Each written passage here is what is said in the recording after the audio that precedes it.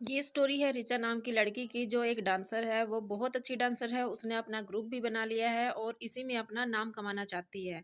लेकिन तभी रिश्ता उसके मम्मी-पापा उसका रिश्ता की बात करते हैं और ऋचा के रिश्ते को लेकर लड़के वाले उसको देखने आते हैं। लड़के का नाम दिवाकर है और ये एक डॉक्टर फैमिली है। दोनों की शादी हो जाती है, दोनों आपस में एक-दूसरे को बहुत पसंद करते हैं और लास्ट में इसमें आता है कि उनका फर्स्ट नाइट होता है। फर्स्ट नाइट में दोनों सोने चले जाते हैं, लेकिन बाद में दोनों में रिलेशन बन जाता है।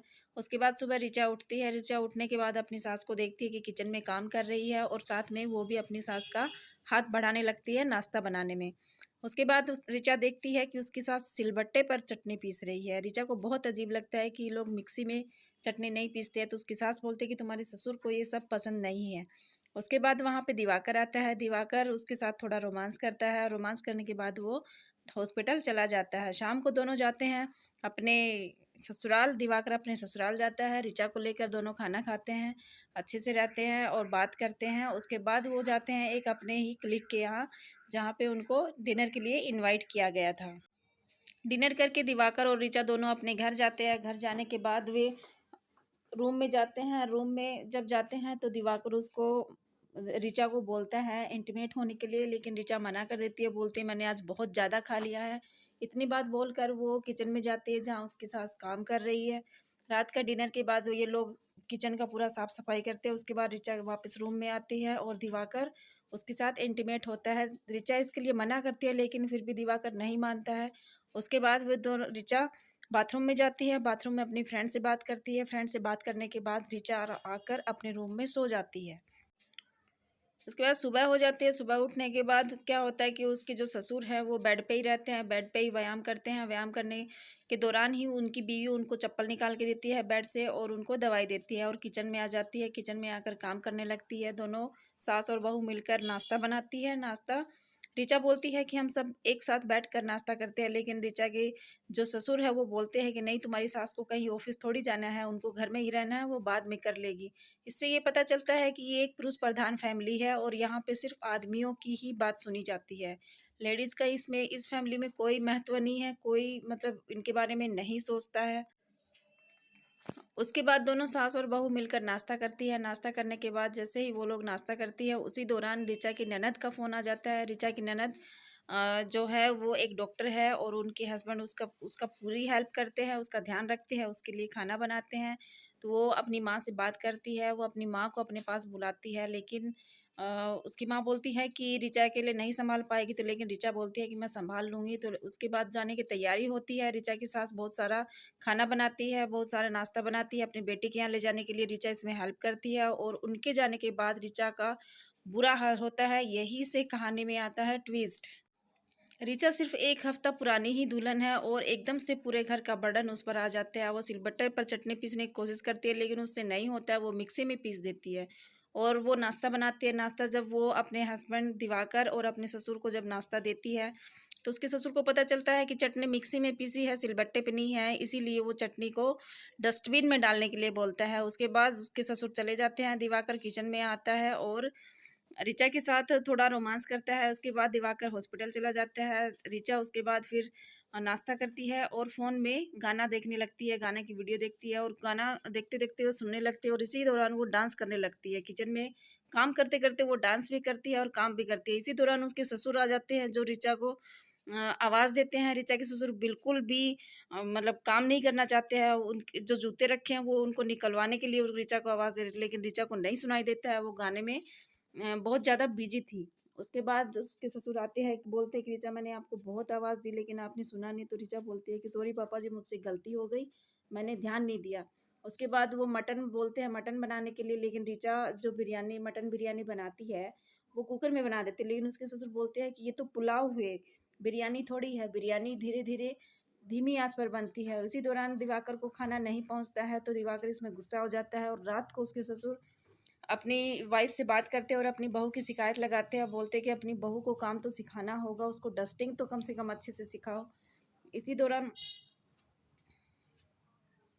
ऋचा बहुत कोशिश करती है खाना बनाने की। वो एक फ़ोन में वीडियो देखकर खाना बनाने की कोशिश करती है। उसी दौरान वो बिरयानी बनाती है। बिरयानी बहुत अच्छी बनती है, लेकिन ऋचा सोचती है कि आज तो ससुर बोलेंगे कि बिरयानी अच्छी बनी है, लेकिन उसके ससुर खाते हैं और खाते टाइम में बोलते हैं कि थोड़ा नमक कम है।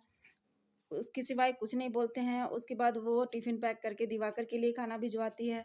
दिवाकर भी खाना खा के मतलब रात को जब आते हैं तो ऋचा सोचती है कि दिवाकर कुछ बोलेंगे, कुछ तारीफ़ करेंगे कि हाँ, ऋचा ने अच्छा खाना बनाया है, लेकिन ये सब उसकी गलतफ़हमी थी। दिवाकर आता है और ऋचा को बोलता है कि बहुत ज़्यादा खा लिए हैं, तो आज मुझे फुलके खाना है। लेकिन ऋचा बोलती है कि बिरयानी बहुत ज़्यादा रखी है, तो आज बिरयानी खा लेते हैं। तो नहीं, दिवाकर को तो फुलके चाहिए थे, तो उसको रोटी बनाने के लिए बोलता है। तो ऋचा दोबारा से किचन में जाके खाना बनाने लगती है और रात में अपने ससुर और हस्बैंड को खाना दे देती है। उसके बाद वो अपनी मम्मी से बात करती है, बोलती है कि यहाँ पे कोई किसी की नहीं सुनता है। उसके बाद वो अपनी फ्रेंड से बात करती है, उसकी फ्रेंड बहुत अच्छी है, वो उसके डांस ग्रुप में है और वो उसे डांस ग्रुप दोबारा से जॉइन करने के लिए बोलती है कि हम लोग कंपटीशन में पार्टिसिपेट कर रहे हैं, तुम भी आओ, तुम भी पार्टिसिपेट करो। वो दिवाकर को बोलती है कि मुझे ऐसा करना है, लेकिन दिवाकर उसकी बात नहीं सुनता है। वो उसको बात को किनारे कर देता है और बोलता है कि पापा से बात करके देखेंगे। उसके बाद ऋचा किचन में जाती है, किचन में देखती है कि जो किचन की पाइप है वो बहुत ज़्यादा लीक कर रही है, उससे पानी निकल रहा है। वो दिवाकर को उसको ठीक कराने के लिए बोलती है कि प्लम्बर को बुला दीजिए। और दिवाकर उसको रात को बुलाता है कि तुम किचन में आओ, लेकिन किचन से तुम रूम में आओ। लेकिन ऋचा पाइप को ही ठीक करने में लगी रहती है, उसमें कपड़ा बांधती है और वहीं पे जाकर सोफे पे सो जाती है, वो रूम में नहीं जाती है। तो सुबह उठकर जब दिवाकर उसको बोलता है कि तुम रात को क्यों नहीं आई थी, तो ऋचा बोलती है कि मेरे पीरियड शुरू हो गए हैं, मेरा पेट दर्द कर रहा था बहुत ज़्यादा। तो इस पे दिवाकर बोलता है कि तुम किचन में मत जाना। मतलब इतना एडवांस चल रहा है आजकल, फिर भी दिवाकर उसको बोलता है कि पीरियड्स हुआ है तो किचन में नहीं जाना है, वहाँ पे कुछ छूना नहीं है। उसके बाद वो नाश्ता के लिए अब एक मेड को बुलाता है, मेड साफ सफाई करते हैं। मेड जो है वो भी दूसरी जाति की है, छोटी जाति की है, तो इससे भी वो लोग इतना ज़्यादा वो नहीं करते हैं कि हाँ, वो जब खाना बनाती है तो वो बड़ी मुश्किल से खाते हैं, कपड़े से पकड़ के। और मतलब इतना छुआ-छूत करते हैं ना बहुत ज़्यादा, तो वो जैसा बनाती है वो बड़ी मुश्किल से दोनों बाप और बेटा इस चीज़ को मतलब इसको खाने को खाते हैं। उसके बाद जो मेड होती है वो डस्टिंग करती है और ऋचा को बताती है कि ये एक पुरुष प्रधान फैमिली है, यहाँ पे लेडीज़ को कभी-कभी आराम करने का मौका दिया जाता है, आप बैठ के आराम कीजिए अच्छे से। उसके बाद 4 दिन निकल जाते हैं, 4 दिन में वो मेड ही खाना बनाती है, वही सब काम करती है। 4 दिन के बाद 5वाँ दिन ऋचा सबके लिए सुबह-सुबह नाश्ता बनाती है, चाय बनाती है। और उसके बाद वो जब दोनों बाप-बेटा, उसके ससुर और उसके हस्बैंड जब खाना खा रहे थे, नाश्ता कर रहे थे, तो ऋचा उनको बोलती है कि मैंने एक जॉब के लिए अप्लाई किया। तो उसके ससुर बोलते हैं कि हमने तो जॉब के लिए मना किया था, लेकिन फिर भी तुमने अप्लाई किया। तो ऋचा बोलती है कि हाँ, पास में ही स्कूल है, वहाँ पे मैंने डांस टीचर के लिए अप्लाई किया। तो उसके ससुर मना कर देते हैं। रात को दिवाकर का चचेरा भाई आता है और उसकी वाइफ आती है, तो दोनों मतलब सब मिलके बहुत खुश होते हैं। इस पे उनका बेटा भी आता है, तो सबका अलग-अलग डिमांड होता है कि मुझे चाय चाहिए, मुझे शिकंजी चाहिए, मुझे कॉफ़ी चाहिए, मुझे कोल्ड कॉफ़ी चाहिए, सबका अलग-अलग होता है। ऋचा जाकर सबके लिए कुछ ना कुछ बनाती है। उसके बाद डिनर का टाइम होता है, डिनर का टाइम होता है, तो जब ऋचा जाती है, बोलती है कि मैं खाना बनाती हूँ, तो उसका जो दिवाकर का चचेरा भाई है वो बोलता है कि नहीं, आज खाना हम बनाएंगे, हम बिरयानी बनाएंगे, आप उसके बाद वो मतलब बोल तो देता है कि मैं बनाऊंगा, लेकिन फिर काम भी बता देता है कि प्याज को चॉप करना है, ये करना है, वो करना है, चावल धो के रख देना, वो सब करता है और किचन का बुरा हाल करके सब चले जाते हैं। तो जो दिवाकर की भाभी है वो आकर बोलती है ऋचा को कि मैं हेल्प करूँ, तो ऋचा मना कर देती है, बोलती है कि नहीं, आपको सुबह निकलना है, आप रहने दीजिए। तो ऋचा सब काम संभालती है, सुबह उठती है और सब काम करती है। सब काम करने के बाद वो तैयार होके जब स्कूल जाने लगती है, तो अपने उसके ससुर बोलते हैं कि ऋचा कहाँ जा रही है। तो ऋचा बोलती है कि पापा, मैंने आपको बताया था कि मुझे एक इंटरव्यू के लिए जाना है। तो उसके पापा, जो ससुर हैं, वो मना कर देते हैं कि तुम्हें कहीं नहीं जाना है, तुम्हें घर में रहना है। उसके बाद ऋचा और दिवाकर दोनों ऋचा की फ्रेंड के यहाँ जाते हैं। वहाँ देखते हैं कि ऋचा की जो फ्रेंड फ्रेंड है, उसका हस्बैंड उसकी बहुत हेल्प कर रहा है। दोनों सब मिलकर ड्रिंक करते हैं। ड्रिंक करने के बाद ऋचा को चढ़ जाती है और वो मजाक मजाक में दिवाकर को कुछ कुछ बोल देती है। वो दिवाकर को बोलते हैं कि आप किचन में आते भी नहीं हैं, आप कुछ काम नहीं करवाते हैं, सब काम मैं ही करती हूँ, फ्री की बाई आपको मिल गई। इस पे दोनों की बहस हो जाती है।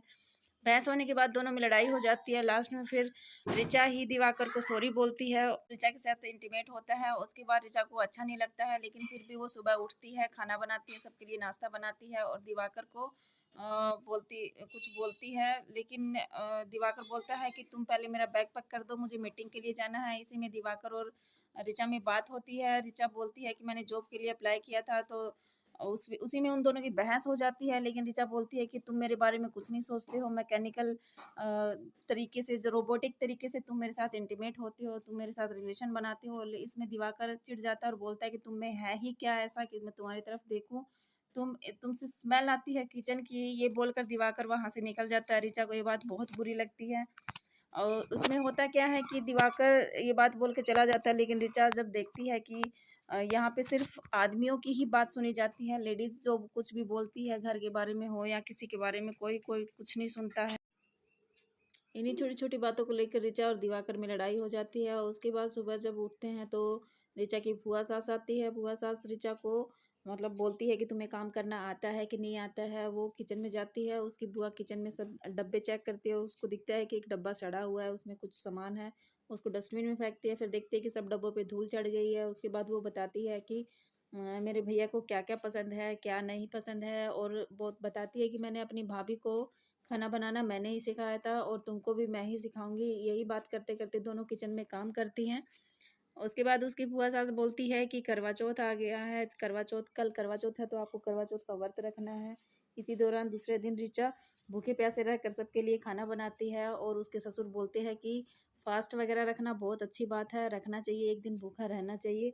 तो यही बात ऋचा सोचती है कि मतलब ये सब चीज़ें लेडीज़ के लिए ही होती है, जेंट्स के लिए कुछ नहीं होता है। तो यही सोचते सोचते रात हो जाती है। रात का ऋचा खाना बनाती है। सारा दिन से वो कुछ नहीं खाई रहती, निर्जला व्रत रखती है।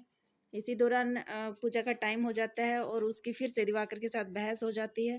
बहस करते करते चाँद निकल जाता है और दोनों मिलकर पूजा करते हैं। पूजा करने के बाद ऋचा दिवाकर से आशीर्वाद लेती है। उसके बाद सब दोनों को बधाई देते हैं। और करवा चौथ की पूजा करने के बाद सब सोने चले जाते हैं। दूसरे दिन जब ऋचा उठती है तो किचन में जाती है। किचन सब बिखरा हुआ था तो वो देखती है कि किचन में बहुत सारा काम है, वही नाश्ता बनाना है, सबका सब काम करना है। इसी दौरान उसको पता चलता है कि उसके ससुर का बर्थडे है, तो उसके लिए भी वो खाने की तैयारी करती है और सबके लिए खाना बनाते हैं।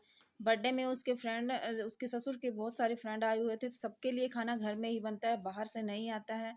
ये सब ऋचा अकेले करती है। इसमें उसका दिवाकर का चचेरा भाई भी आया हुआ था जो अपनी अलग से ही डिमांड रखता है।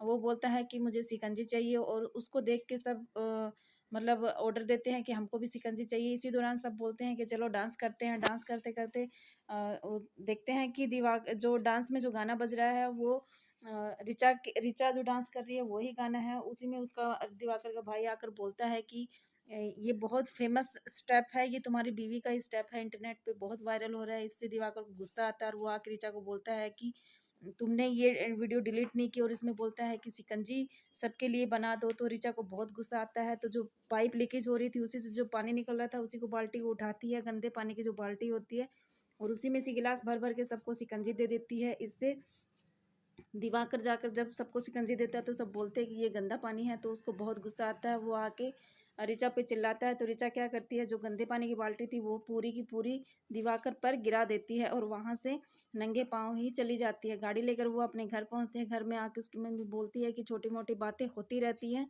ये सब ससुराल में चलता है, चलो मैं तुम्हारे साथ चलती हूँ, दोनों मिलकर माफ़ी मांगेंगी और सब कुछ ठीक हो जाएगा। इसमें ऋचा मना कर देती है। वो बोलती है कि मुझे बिल्कुल भी माफ़ी नहीं मांगनी है, मुझे कहीं नहीं जाना है, आपको जाना है तो जाओ लेकिन मैं नहीं जाऊंगी। इसी में दोनों परिवार में बहुत ज़्यादा बहस हो जाती है। और उसके बाद बीच में गैप दिखाया जाता है। गैप में पता चलता है कि दिवाकर और ऋचा का डिवोर्स हो चुका है और दिवाकर की दूसरी शादी हो गई है। दूसरी शादी होने के बाद भी जो दिवाकर की बीवी आती है उसके सामने भी यही चीज़ मतलब होती है कि उसी को भी उसको बोलते हैं कि खाना बनाना है, घर में ही बनाना है, सब काम अच्छे से करना है। तो इसमें वो बोलती है कि पहली रोटी जल गई है। तो दिवाकर बोलता है कि कोई बात नहीं, पहला फुल्का जल ही जाता है, दूसरा सही होना चाहिए। इतना सब कुछ होने के बाद भी दिवाकर के घर में कोई चेंज नहीं आता है। और दूसरी तरफ ऋचा अपना डांस ग्रुप ज्वाइन कर लेती है और डांस सिखाना शुरू कर देती है। वो अपना एक स्कूल खोली है और उसी में सबको डांस सिखाती है और अपना परफॉर्मेंस देती है। इसी में ऋचा बिजी हो जाती है। वो अपनी लाइफ जी रही है और बहुत अच्छे से जी रही है, उसको बहुत अच्छा लग रहा है। और दिवाकर जैसे लोग वैसे ही के वैसे ही रहते हैं, उनमें कोई चेंज नहीं आता है। तो इस स्टोरी में हमको यही देखने को मिलता है कि आज भी जब 21वीं सदी में भी हमारे देश में जो है पुरुष प्रधान देश है, यहाँ पे आज भी लेडीज़ के बारे में कुछ नहीं सोचा जाता है। और ये थी हमारी मिसेज मूवी की स्टोरी जो यहीं पे ख़त्म होती है। आपको कैसी लगी कमेंट में ज़रूर बताइएगा।